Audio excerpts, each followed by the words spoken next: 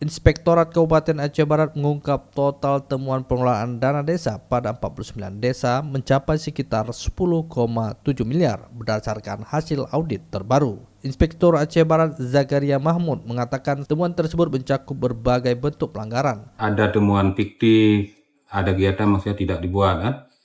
Kemudian pajak juga banyak tidak dibayar, kemudian kekurangan volume, kemudian kelebihan volume juga, dan tidak ada SPJ juga banyak tidak membuat SPJ. Ya, kami berharap kepada semua kepala desa, baik yang sudah masuk ke data 49 kampung ini ataupun yang sudah pernah kami audit pada tahun-tahun sebelumnya, agar segera menyelesaikan temuannya sampai dengan 31 Maret ini, sebagaimana telah disampaikan oleh Pak Bupati.